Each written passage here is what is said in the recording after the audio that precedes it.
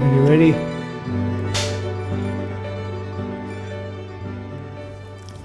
What has been your medical fight? So when the babies were 6 weeks old, or just at term corrected, because they were born 6 weeks early, they got a virus.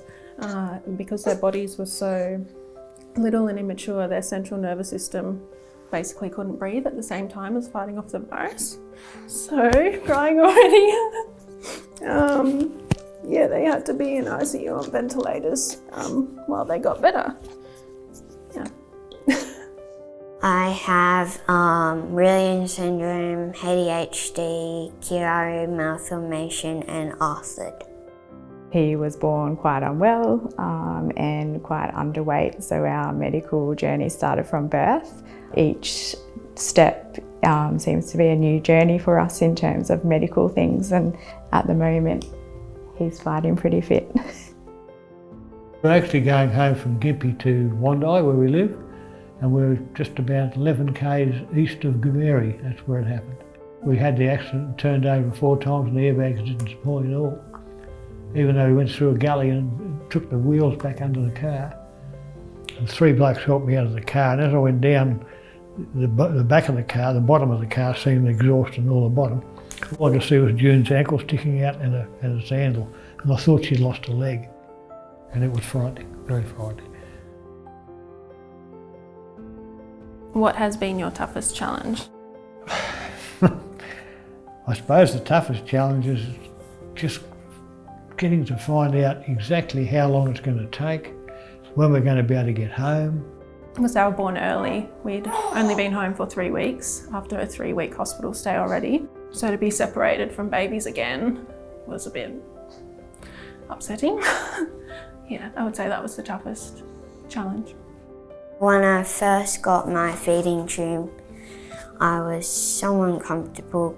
It was really stressful because I couldn't, for the few days when we had school and stuff, I was a bit nervous that some people might bully me some kind of ways. How has this made you feel?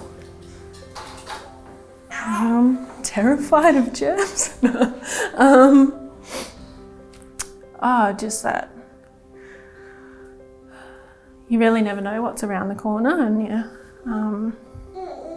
just have to enjoy your time with family, and yeah.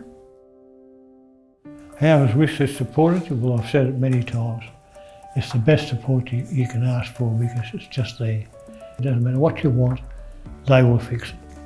That's all there is to it. And you couldn't ask for anything better. You really couldn't. Well, you wouldn't get anything better anyway. It doesn't matter how much you asked.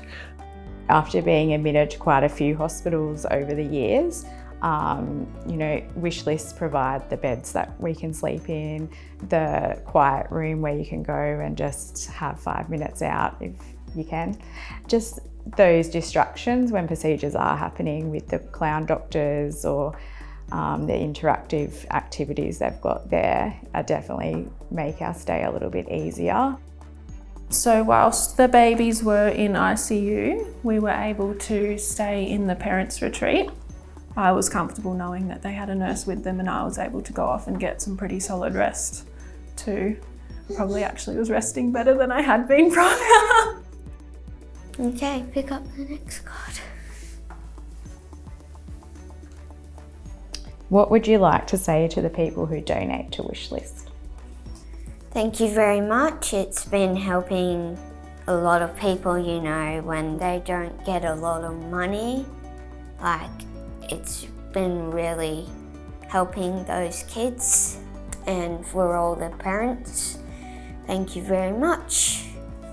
Just thank you to the Sunshine Coast community for getting behind an organisation like Wishlist that do probably help every family that walks into the hospital, and just, yeah, thank you. Oh, I knew I was going to cry again. Thank you. It might seem like a pretty simple thing just to have a little bed in a little room to go to, but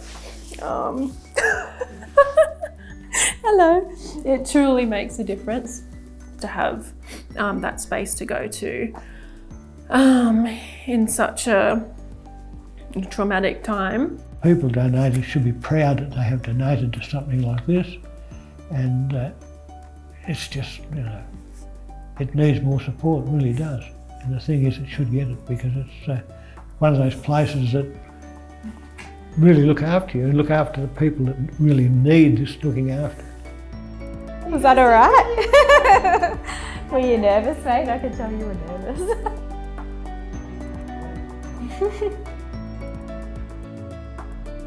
Yeah. Right, Paul. Okay.